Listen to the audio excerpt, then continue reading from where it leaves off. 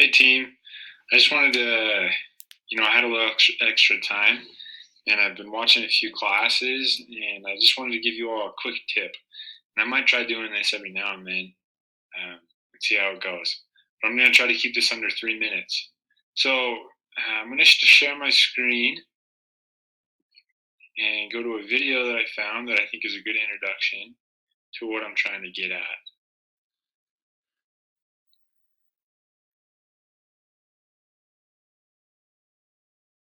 Hi, and welcome to a quick teaching tip on how to use learning objectives to plan teaching activities. Traditionally, we plan an activity and hope that the students get something out of it. But let's see what happens if we flip the script and first think about where we want students to be at the end, and then plan our teaching activity. Starting at the end will help you to begin better. I think about learning objectives this way. Whenever I teach anything, I imagine that there's someone outside of the room taking an exit poll, asking people, what did you learn in there? My hope is that my students answer something that's pretty close to my learning objectives. Let's take it. Okay, the rest of her video is spent talking about how she would create a lesson for healthy sex. So we're not going to watch that. But I wanted to share a verse that goes along with this. It's in Proverbs 29:18. It says, "Where there is no vision, the people perish."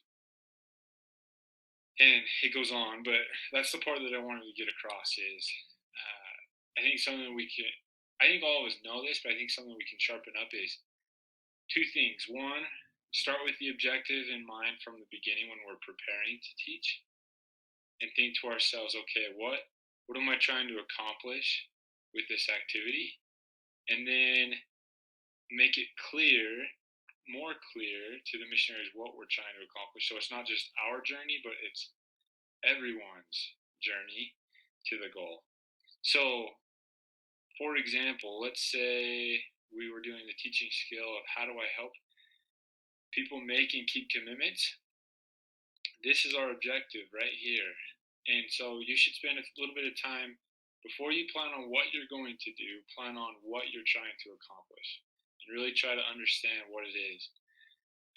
And if I were reading this for the first time, I would think, okay, the first part of it, the first part of class needs to be spent on this part where we help people make commitments, and that might be the whole class. And then the next time we spend helping people keep commitments, and there's a difference between the two. I think sometimes we lump those together. So, giving you an example of how I would maybe do it in class,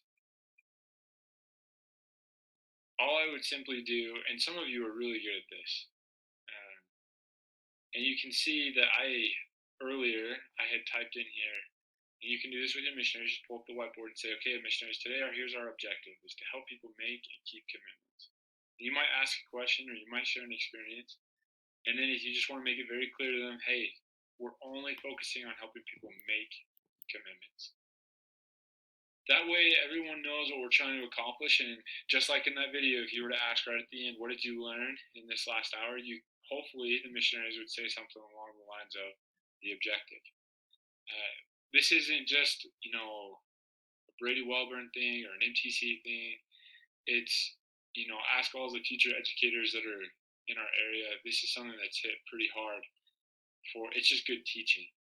If you get the learners involved with the goal, you have more success, and there's a lot more clarity for the learners. So just something to think about and try to implement. It's a super simple thing, but it can go a long way.